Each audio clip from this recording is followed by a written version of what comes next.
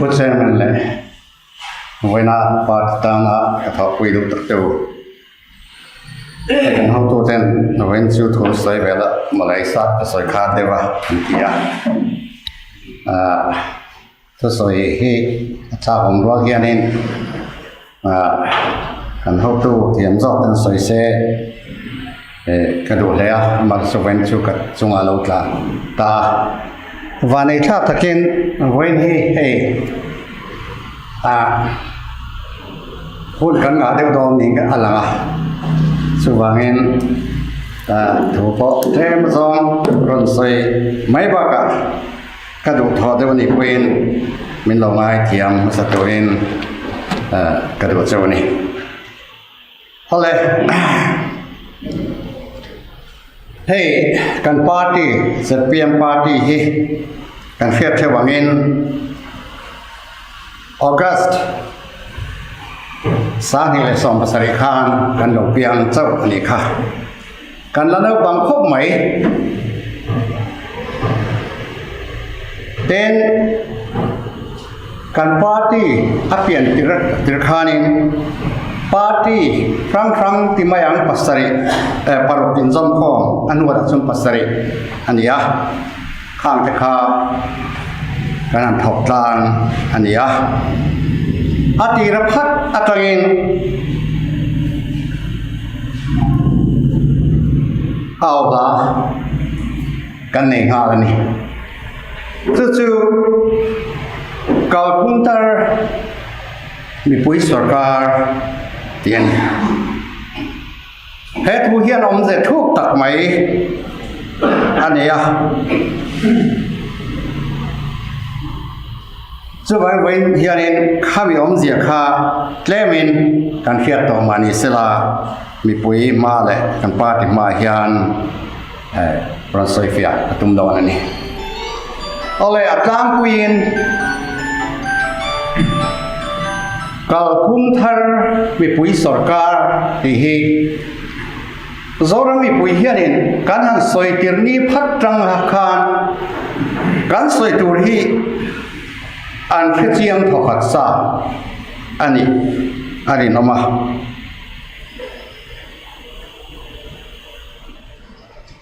อาชันจุกัลคุมปังไอ้ชวนินสางจากว่าสมเรียดปลีจังขานินปาติปนีไม่พอนี่หรอกเขาตุปังไอ้เซลินช่วยชวินกลุ่มสมทุมมิโซรัมสรการที่กันกับปุยนี่จนปาติปนีอันนินสรการชอบก็ช่วยตัวเบรโปอันนิน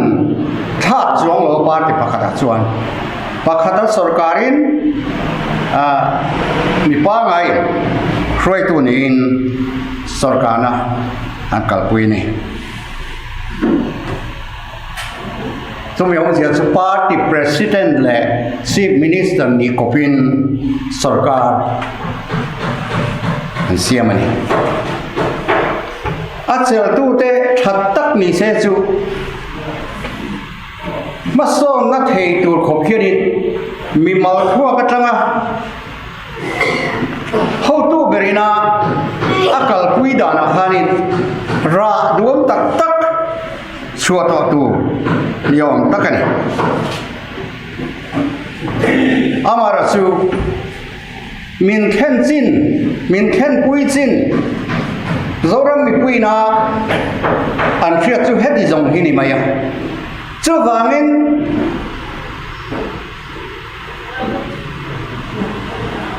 มีปุยสรการ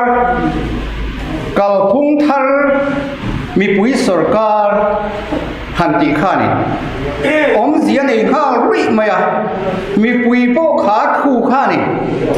อามินซานิเรโลเตปาร์ตี้อังกันนั่นนัวอินทันกันนั่นจุกสุดที่จงพ่อจวนหากัลพุงทาร์มีปุยสรการที่รีขานิจอร์มีปุย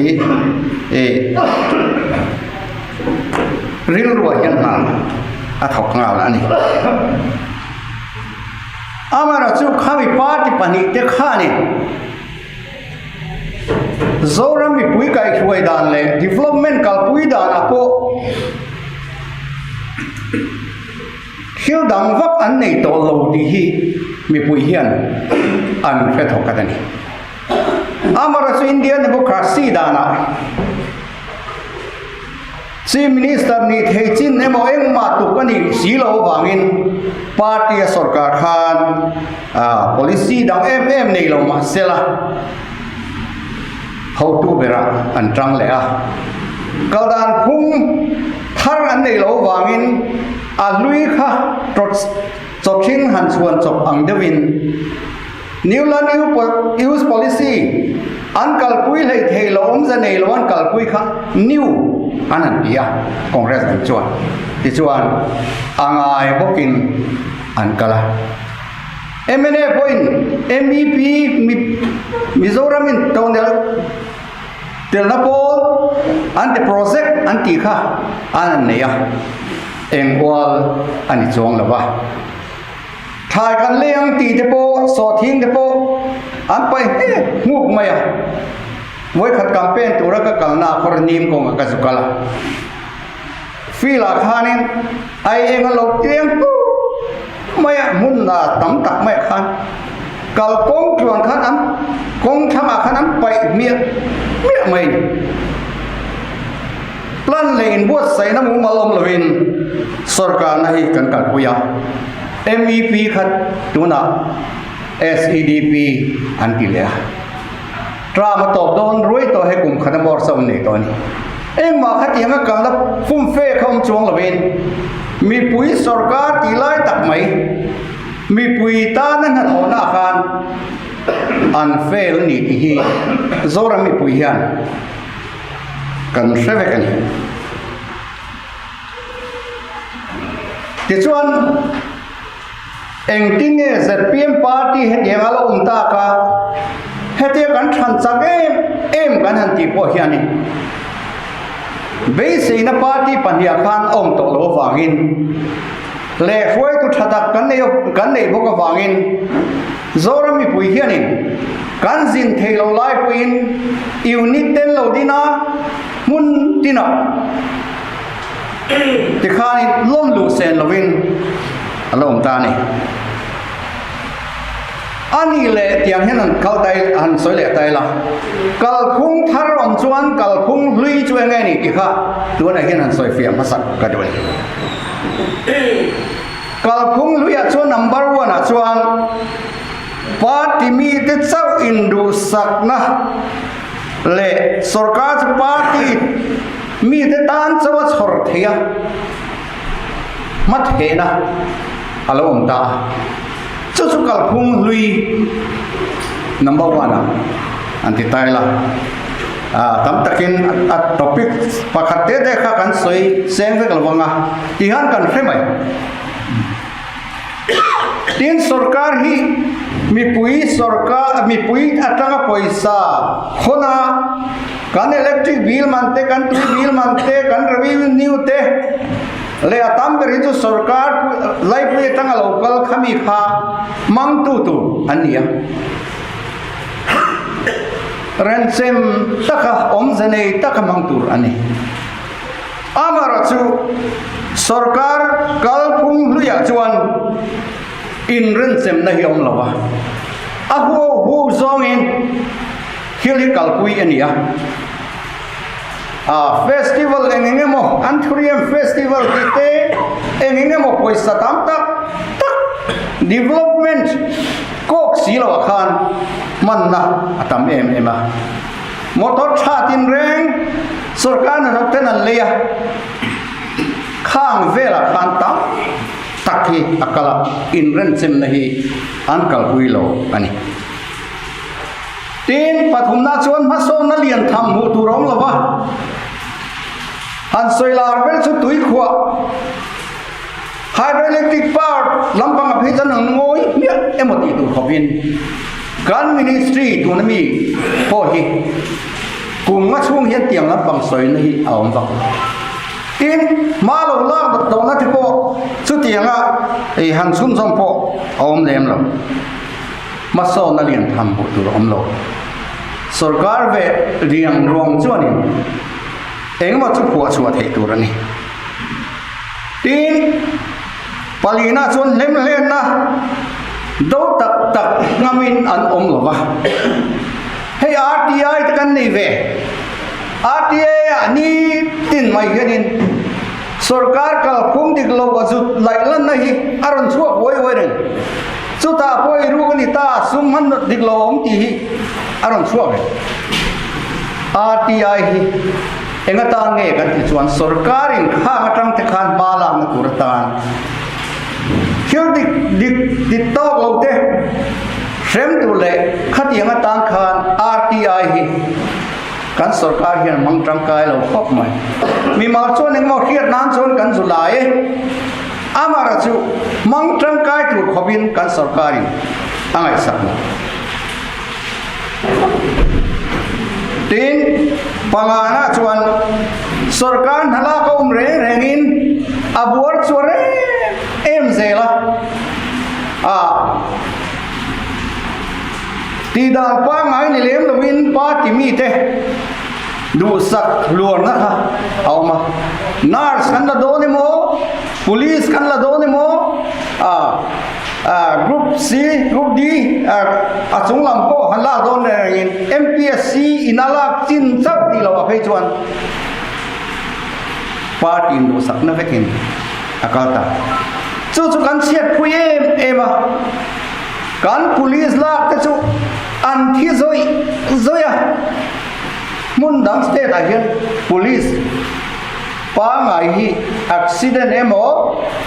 mi chualan mati na an thi palani lo chan thi zen lo amara soi ta chung kung khata zali de zanga de thi tung man statistic kan nei ve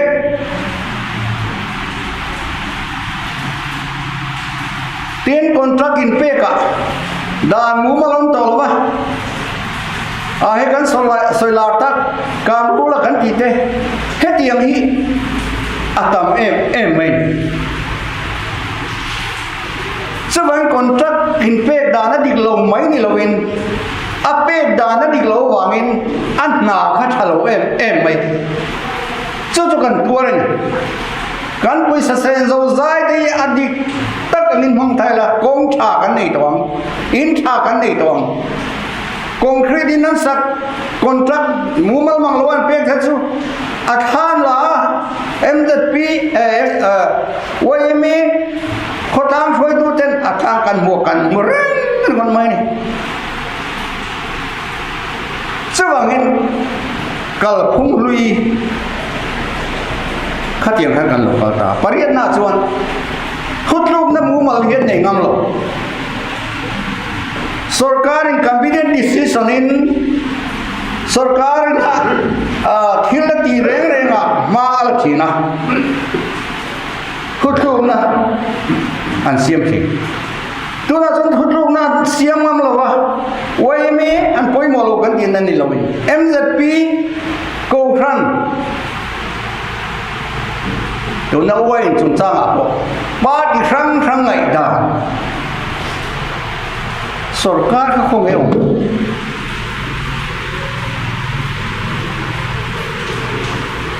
pakuana chon da le thu be ken ko na la mo te han soi tai la motor park chung chang a te po dan chu om ngei mai execution count ta lo ba dan an siam ve mai chu om ma se asom na lama mi pui a hianin an ken ko ngam to lo ba di chuan dan om lo na ram mai kan state hi om to ni mi pui kan thaim zo ka kan Christian na te kan mi zo ni na te he hian min kom ram zo ania chuwangin kha kal phung lui chuani chu ti lai chuan kal phung thar ha kan zuar ta ke ni kha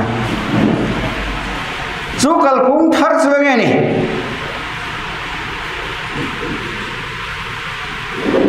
thiếu đẳng phát ông đồng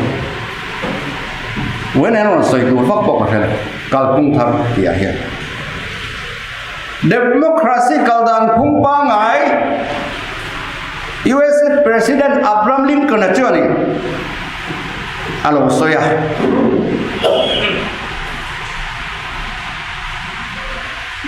mi puite sarkar mi puite siam mi puite tana siam ati tok kalpung thara chuan sarkar hi mi pui kha a focus ngar don thil da mong chuang lo mi pui lam pang lam chia na kha kalpung lui a chuan thuk taka kal to bangin bil la tur chuan hei bil lak tu ro me tia sain pa ngai mai ni lo kwal na saluto man trang ei ti vel a kwal na saluto chawang chuan in mi pui sarkar hanti hi amoi em mai ni kum som thum chuang lai mai Mizorama man mu mal lo om to kha sarkar kalpung pa ngai man mu ma ang lo om to kha ZPM hian apa ngain sarkar phul kalpung pa ngai angin kan kalpui ve do ni kan ti ni mai thil da mom chuang lo dan thar mom chuang lo kan kalpui dan kha adang don mai tina kal kalpu phung thar kal thur chuan in mi thar ni ko ngai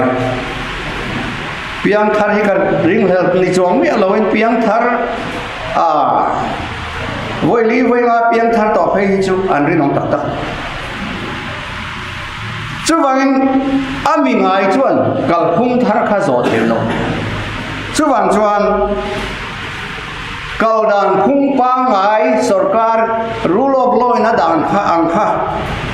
he ZPM hi chuan kan ron thar thole mai don ni chu kalphung thar ma se an lo lam chia wang le khami kha kal sana wangin kha ron kalpui angai tamai zo kani amaro sukan ti te khalai kha kan kalpui na rei to lu tuka kalphung thar hanti hian keni ZPM om po hi kan min chem ti po hi in ngai tu a tha khop mai hoi se na ngai kalphung thar kal tur hian chu nghe ni kan ti chon tem te mi kuya kan soilar pa ngai chu party president le chief minister ani kop thela wang kan di an ti te hi awa hoi thak hen ma se kha ka kan ho tu dan phuat chuak mio mai sia tu na chon chief minister hi president an ni zel howa an la le em maya ma se mi mal hian chief minister ni le president ni hi tin alo har ni an han tla tak chu chief minister laminan tla pop zel du lo na an sa du khop mai a hoi kha ani tiru khatiang kha kan ti ve long ke ni chuan party president om sananga chief minister om sananga party president chuan party lamangai tuang chief minister chuan development le ramkal punga hroi tu aniam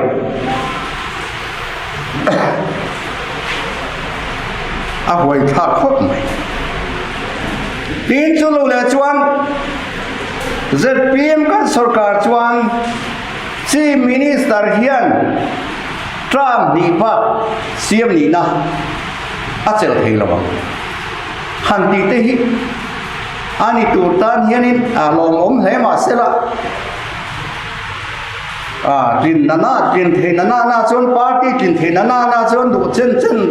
party president a han chet mai te ko kha cha ma se kan party a chuan om zanei takin USA ang dewin ki Russia te poni USA le Russia te chuan kumlik tram in an siama voi ni ba president ani thelo bani a chan chu ai kan ti chuan kum riat te ma kum song te man tho do chuan khami khap ka pebul thiu ti thei tak po ni sela a idea kha a thar nei do chu ban het yang ang te po hi han nei te po hi a hoi tha kan ti ro tuna leader CM candidate atan kan nei sa kum somba azonin si minister thelo tu hanti hianin a ui ong sa te hian kan ria ma se party dan kan nei don tlati mi tharang nan on choi ve le mayam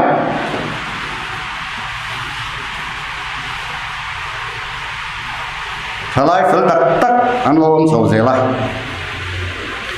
tin huai kha em buk chu kal phum thar kan kal chuan ML te tuna thona motor kan lei sak thin ang hi ke ni chuan kan ti ve lo kan ti top bai te hi kan ML te chon dong bi don em ni hilom sa to thiat hi huai sen ngai tin chief minister ten sarkar motor pakhat ba an ko lobang han ti te pe chu motor hi kan lom tang ba frame na politician te frame na ngai theilek lek zo amar dei tat chu kan mo chi lo hi ni kan kol necktie po hi pani or thui tai la miang lo mi ti mai motor kan ma mo jem to kan si minister em very hei hi nang ma hian ni ti thei tak do ne mi ka theyang kan si minister candidate awan ro ku yen tro ZPM MLA te kan si minister te lal chen turin kan dong lo na thok turin kan dong ai chu man kal phung thar a hu kurom khop mai in ZPM party hi kan ro pui ka tia mani le mani han soi tai la kan ro pui ka tia kan party hi enge kan ti chuan kan kal phung dan tu enge mo han duang tu hi kan nei ta research wing te kan nei ta ni university professor sang pa chu university mi te MZU mi te tin college da mi po professor sang kham ho khan research wing anan lim ta an han duang ta khami be chan khanin tuna kan party kalme ka nakina po sarkar na po akal zel do ne tu line khobela risk ati chi ni to lo thil ra nang research ve satil kan pi lo chuan sarkar na hi akal da na boy em mai antina Israel juram cheta kani mase research manga agriculture and TMO industry and TMO an kalpuya bangin defense industry chuan khovela rat kon kha tam ber ani ramte chuan in to del na matila thale ram achan ve thare ram anei chungin ani to del em kan mi zo tam tak poi nan zo om cha na chu an economy a thak ba research based in Israel and Raman Kalpui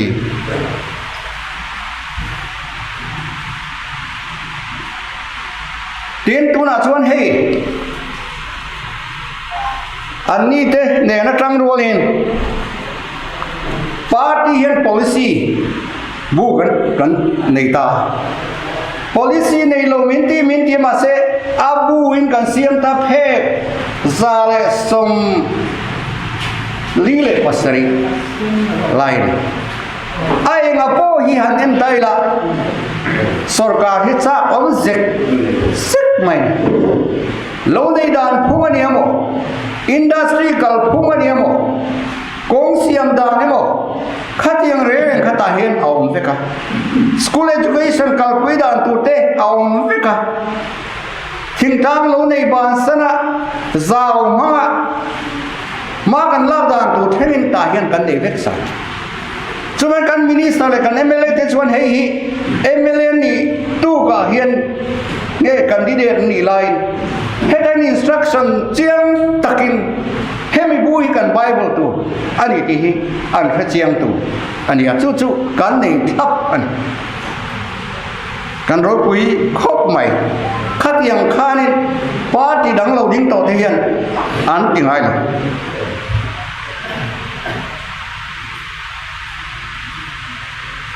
ZPM party sarkar kan siam chon na thok tu ani chief minister na thok vak lo chi nei don tai ka pur lo ta pang kai ZPM pon ma sas mi mala po tai ma siam kan nei don in ka sia ani yang hen jin don tai la a jin phim mai po hi Lin hi kan vawang do nem veo khatia tin hriat na thrim a po hian kan in phone rei to la akat luk lo je ka tu tut mai so wang chuan a quality hian hriat awangin party dang po hian an be ron ani bera MLA ni lain an beya MLA ni lo pon an beya tiat an be reng mai ni ya ma se enga tingen be kan ti chon ani noi han sarkar na an sia manga ke ni tan hian chan si om dom to ba ti kha ngai tu ni te poin karinga ni tu rang ka sai loro ne ka ti kha Valupa Council di kini apa di sungai mina kan man trangkai tereng nen hian hei yen sian yang chu soi nep na tu le kan buai na na tu ra soi hi an phut pui be Valupa Council kan nei te an that zia chu tual tro party kan nia MNF te ZPM te heng hi tun ma PC party po lo sarkar ve to zual ko na turi kan nei lo kan buai to chuan helai ya ke mani in ti buai to chu kan ke top mai PC party po ka kan lalwang lain Brigadier T Salomin hawa sarkar na kan siam de ka in chuna lom ta thasong pakhat che kan sarkar mana central mo zual ko na kan nei velo congress one boy nek ma sela a mingan soi ta pu hola a chief minister chung long khan usai nga ka chu sekhena mi anda in nei lowangin anom deurel a chung ka zoom to wan ka hia ma se central tangin ron china a lo in beng dai ro hatiang hian ron tia khula ma ho tu nei na chu kanin beng dai emene pokha pudenga huinan sarkar pulo denga felte renne ma se kum khalet chan me du lo ka an phel phok chan tu dang khan nei lo zual ko na dang khan nei lo cái này chuẩn kami thaven tu khan VUC kan này party day to day party anin rolo amara chu boina mo thil har sa chuan uteu hetiang zo he kaldan pung tu rani pon lama kan lo thi rawang wangin hetiang hi kan kaldan in kaldan tu rani ron ti mai thi khan ne tu na po kan sien ministerial candidate rota chung cha po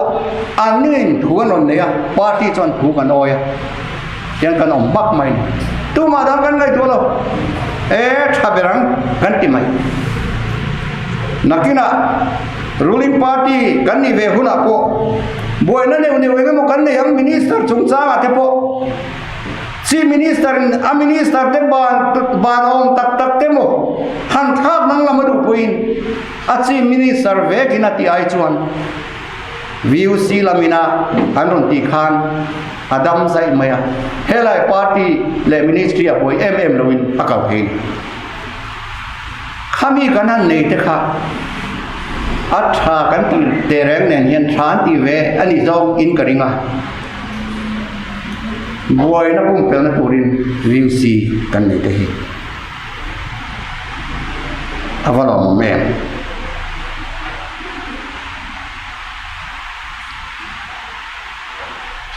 tu na kan kaldana chuan ami mal deu te pen soya congress sarkar lai khan chief minister hi ani hinilo se chu a thok thei to lo ni ber hi mo idea han nei to chong la ba trong ro chal tai pui khuen trong point emma khatianga ti dang lam an nei thei chief minister po ning to le ma sela tu mantri antingam sumedin mun chia chu tu na hian emene po hian an ton me ya kan chief minister ding lai ai fel hi an tam mai kha ta zok sen chuanin sarkar le te po hi be se yo min oma amara chu khatianga soi kha chu sideline ani top se sira no ani se ke ni chu khatianga tul po VUC kanan nei te hi awan nei thak don ni tu na tang kan chhor to ni tina soile bok chu patin dang nei lo working president te in nei han ti le kan sak na sok tura kan ngai kan tie piang kha anon vei chat zela kan sia party parokin som kho kan nia tin khang atang te po khan ni na te po kan ni pediat dia ta kan chairman kan president ber po kumlama te lo pa ve to da in risel na te po that lo chang te po lo ve khanga chang do tu kha party organization kan mo kan tia working president kan ne athat te reng en khanin atha lo zo han soi le dai chu wangin kan party president chuan party office awa pa committee te in kim party len ve to wangin khatiang kha en kola kan working president chuan zin khochwa longai sela tu te mo biak te ngai sta sela khang kha tin takin athok thei ta chu wangin kan organization hi avaro puyen tin vice president depo party khang in som khom kan ni wangin pathumot kan ne tle mot zo kan chu wang chuan ZPM party angiang heta unit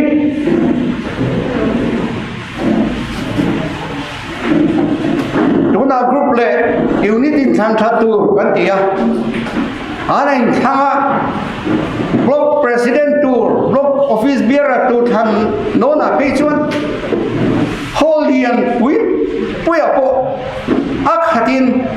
an kal khom ta ho tu thadak tak takan party dang hin makan kin ruling party ni silo opposition party ve mai blocking thana te azza zatel kanan kal khom te hi mak kan tia an thir ver mani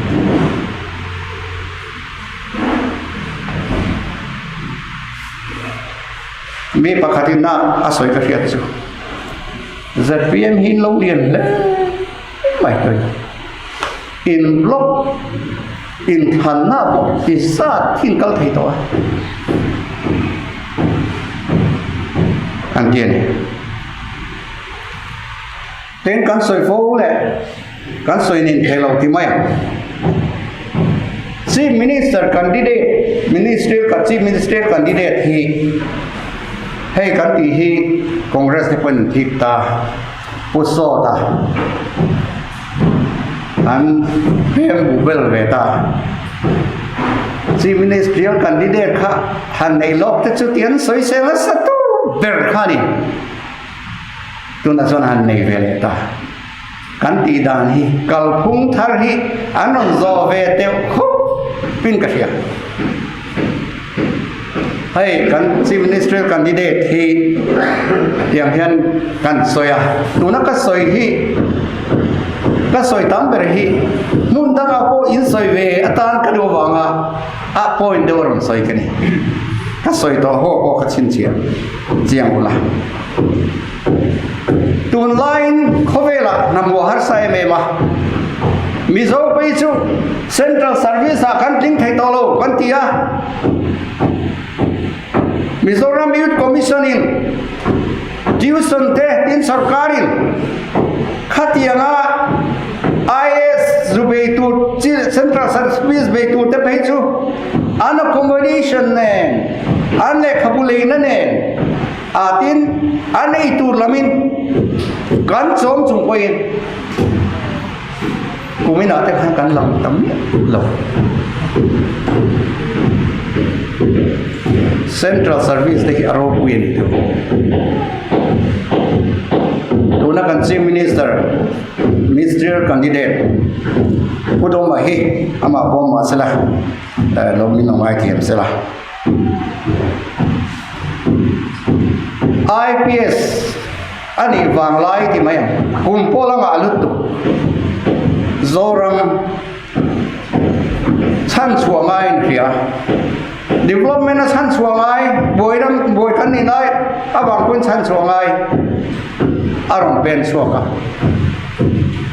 tu ma hei kwa ma ten min lo ngai thiam sela service pension to nuwa ron kal te po an long an lo puyo kan long lai service langa alut tu top service ne changa zoram ta na ron pen chuaki kanom mel kan leader ba kinom mel tun lai am te pechon set an hello la zwa tin chuba chuan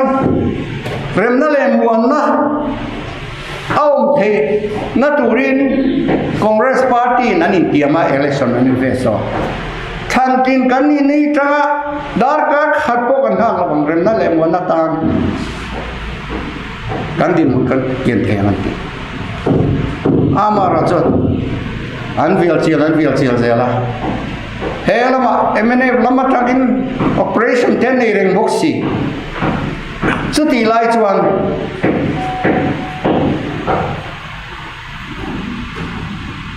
Lok Sabha MP area negotiation kalme ga khanan ti fu thei lo pu de nga ho alo kal le an man phul khatiam khara khan palai na to turin alo kala London ate zukal zaka MP ni na po khang bang khan paisak nita anti defection na rem masak ber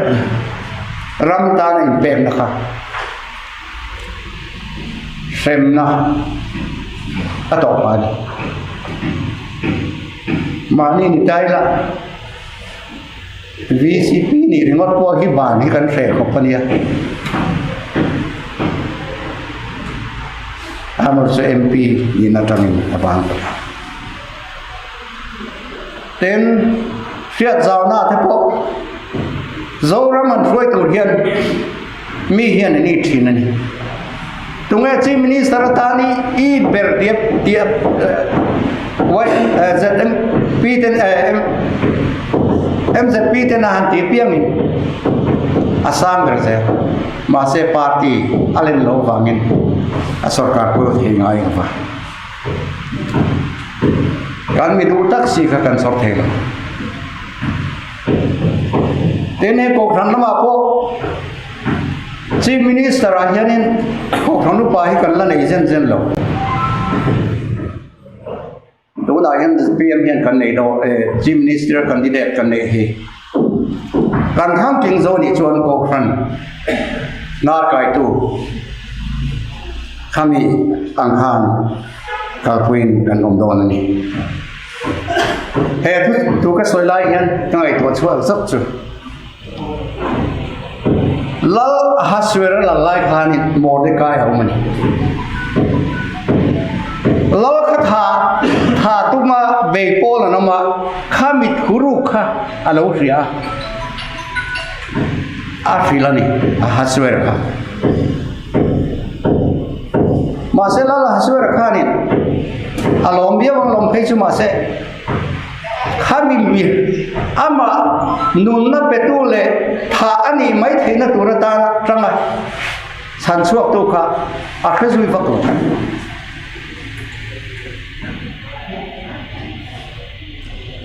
ama ro chu ama nai ber pa ina diklo tak mai Mordecai a thiam lawan chanti ra khai lum turan ni kha anan inzo ta Mordecai hi tu manang man na po chan him tu kha ni sin an han ti chon lal chon zo na zo he mi tam hian soi mo na kan petoi lapelo chu ta nan lo le tak chu a khai lum tu tir tum zo ka kha khai lum turin ordanan peya lalin ama chan him tu ni thri na kha choi moi nan pe vele chu ko thera khai lum tu pa kha nau tira sakor chunga ro pui takin mi pui an choi moi ni hil ti that ram tam le mi pui ta na nei hi mi pui dei hian khami zo choi moi let ve kha kan ti tu le kan patani hilomom tak ning ka sia pu hola kha rem na le muan na han ti khot ai de ma sela lo thelo bang the poni ange lal thut then an kia na chief minister ni na pudeng an la na zoram le ko khran hian an ngai sang in thanom le chon pu hola chief minister rem na le muan na atana ti mun kian tu an kia chief minister hian ram malai ani pan rem na le muan na hen tu ngai ve tat din mun kian tu ani ta ta ta ten tu na kan chief minister ngai po hi zalen na so tu te zinga athu saber pol aloni ve awang le overground an nom nuwa local politica po ram hangai tu ani alom choi mo ya phuni an kia wangin hei voi thum chu chief minister ni na kan petoni tin brigadier ti sai lo kha ram boi lai na lo chua kha ulal khama ten silong an zum wa kan ma mo che ni nang ro in ro lo chuan sipai an thrang tu an kia aron chuaka lo pension to bok ne zoramun tinan kala sipai bariga telu jurjura high court adet sipai che diklong te an puluta zoram mi pui chuan an ngai sam mai chief minister voi ni nan petoni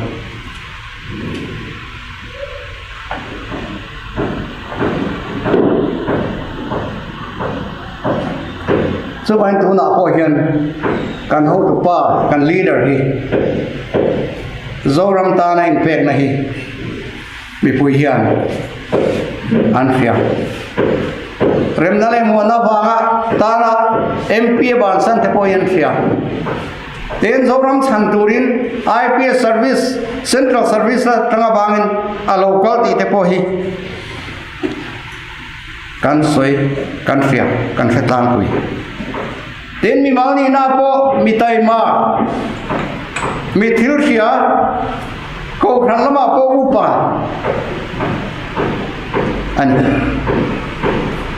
an sebe chuan tu na chuan kan hun hi aron her chua pe don toinar he da leader tu kan ne ya party chak tak kan ne ya unit sang don tho kan ne to block kan ne ya mla engwazat wei khatin thana kan ne ya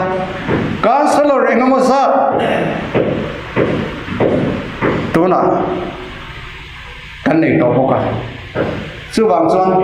zpm tang hian call eng ani mi reng taxi pu ani mo student ani mo khoi lai mo lo khom le chuan han soi hian tun tum chu an hun ani ve to an ti ani tun ha hian in atom mang kan soi le lo kwang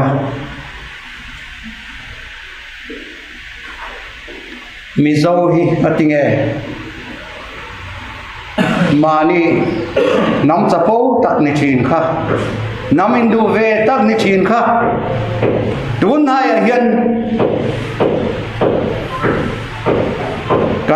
kan nam hi indu na le chapo na po tia kan niam ta rai mai le nam tai mani thin kha mi zo chu kan that che ma kan ti tat ta hi enga tinge in ngai tu that ngai nam in to del ni thin kha chom lom nam pani ti pan tu man kan ni lo an ting to thi lai to te ko tangin tamata non thar dek ka ha hi bin kan soya mar ti to tur zo ni namin to del lo han ni hi chu chapo har kho mai nam goi sen ni thin kha kan doi zo to tu na chu ram ri chu na po kan trang nam tak lo mani khan ti chual pa thil nge ni khala ka kan eng lo wa khala ti ba kha chu tu na po kan to hun je mi zo ni hi chuan nomin kan siam lo lek to ni kan ta niam sot em mane university a ma ka sir line article pakhat in ti siak na ma zo rampung india rampung niam chu mi zo na tha mi zo ni hi ti article in zia siak ma pakhat na kan mizo ga chuang lampang rin kan society tha siate christian kan man tang kai dan te kan tai ma ziate le khathiam nam kan ni ziate chian ri that ni kan thil ti dan te christian sa kan ni dan te tiang kan jiak chawa loman pakhat na kanong ma se kha ka zia kha kan en len ya minus point tam ta le mai tun haya kan na tu tam takin an na po hian tu kan sak lore mem zoram thapa o au mo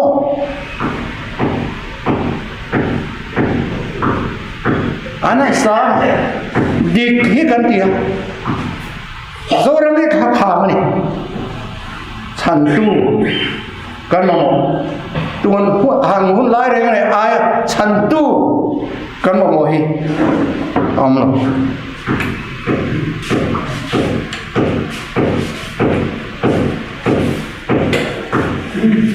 la puat yam tak mai puban tu chuan apua chu o ka pian la le ka sei len ram eng wangai lo rum le du thu leng ka san sual wangani heti kawa ina le thola ding ta se il yama da mai anti yan ram koi po kan to lo ti na ni kan thola ding ta se ti party pakhat chuan hela ya sa du lo min po na ni anti ta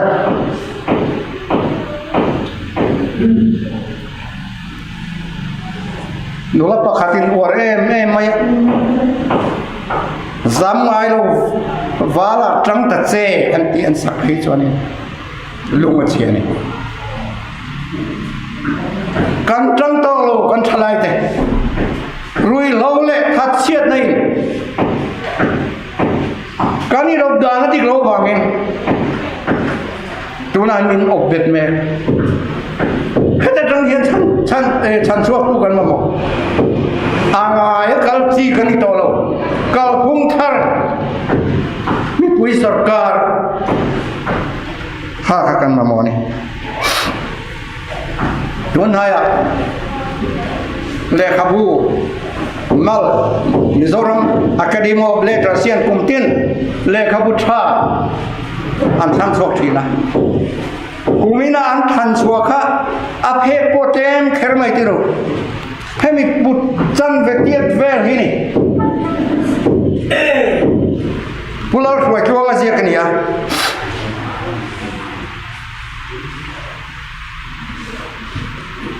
chu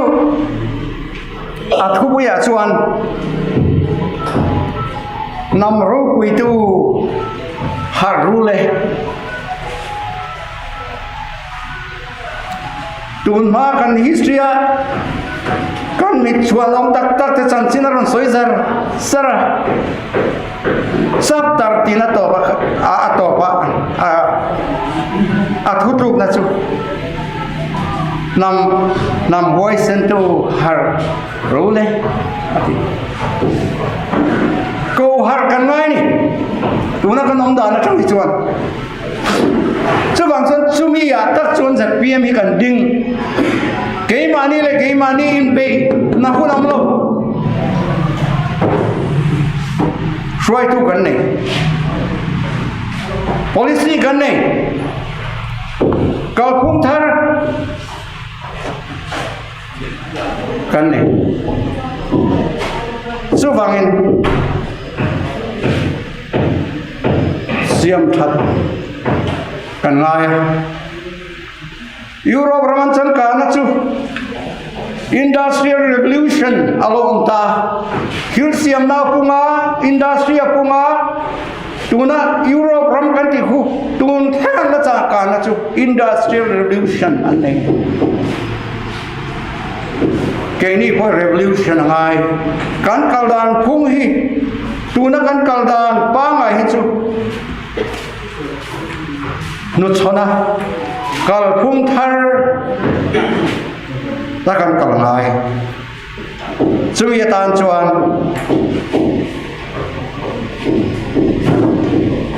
koi tu kan nei party nget tak kan nei po nakina chuan mizo history an la ziak mani an soitai ra tu na hian be mek ka nei chu Mizoram khoi tu te su nu ti kazia ka kanin than ma hian release ban ka du khop mai he ta district council huna tanga ku cho chunga brigadier ti sai lo kan chief minister te pikin chuina pu hola ulal denga uzoram thanga kanu pabe deu ti to boka min rel zui vakani point kan ti te pon hai to an tin ma ran wal ren kan thedon chung lo ba khoi takin ka sep don ani zoram khoi to te sum no suita kan ne hydroelectric power a potential kan na tu megawatt sangli le zanhi siam thena nei hian exam kan nei tuna ram heti zat nei hian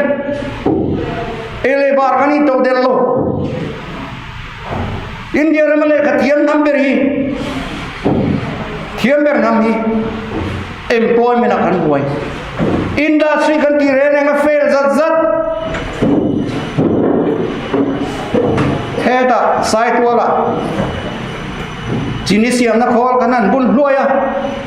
a feeder lampang ngai to lawin adin hrim ni kha kan tuinge ni ta chherera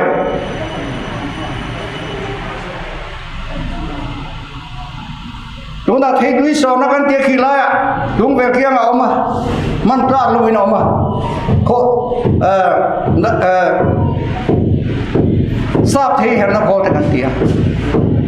he da bamboo industry ka te kan tia a fail zer a chan chu ti ta ka en kol ani lo thin bang ni chu wangin